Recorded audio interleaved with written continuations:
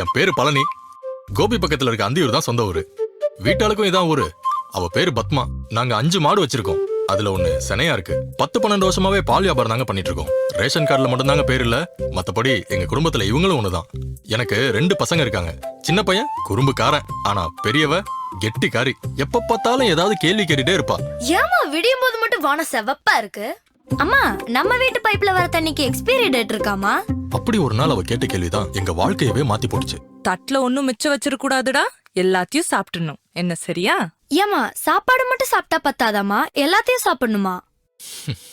ஏதாவது ஒண்ணு சாப்பிட்டா ஏதாவது ஒரு சத்துதாம்மா கிடைக்கும்.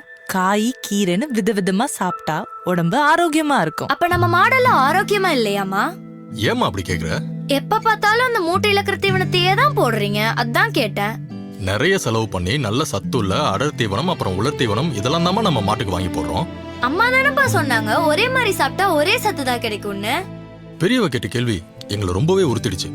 அந்த கேள்விக்கு பதில் தேடி போனப்பதான் இத்தனை வருஷமா நம்ம எவ்வளவு பெரிய தப்பு பண்ணிருக்கோன்றதே எங்களுக்கு தெரிய வந்துச்சு. மாட்டு தீவனத்தை சரியான அளவுல எப்படி போடணும்ன்றத படிச்சவங்க கிட்டையும் அனுபவஸ்தர்கள் கிட்டையும் கேட்டு கத்துக்கணும்னு முடிவு பண்ணேன். தேடி தேடி இவங்க எல்லாரையும் போய் சந்திச்சேன். இப்போ ஆரோக்கியமாக மாட்டை வச்சிருக்கணும் அப்படின்னு சொன்னால் போதுமான அளவு அடர் தீவனம், உலர் தீவனம், பசுந்தீவனம் கொடுக்கணும். 300 கிலோ எடை கூடிய இருக்கக்கூடிய ஒரு மாடுக்கு 30 கிலோ பசுந்தீவனம் நாள்தோறும் கொடுக்க வேண்டும். ஒரு 10 சென்ட் இடம் இருந்தால் போதும். ஒரு வருடம் முழுமையான ஒரு பசுந்தீவனத்தை நம்மளுடைய 1-2 மாட்டுக்கு அழகாக பயிரிட்டு நம்மளே சமாளிச்சிடலாம். பசுந்தீவனம் கொடுத்தாக்கா செலவினங்கள் குறையும், மாடு ஆரோக்கியமாக இருக்கும், பால் தரம், ஃபேட்டு, எசனம், சிஎல்ஆ கண்டென்ட் அதிகமாக வரும், அவங்களுக்கு ரேட்டு அதிகமாக வரும். சரியான ஆளுங்க கிட்ட சரியான ஆலோசனை கேட்டா போதுங்க.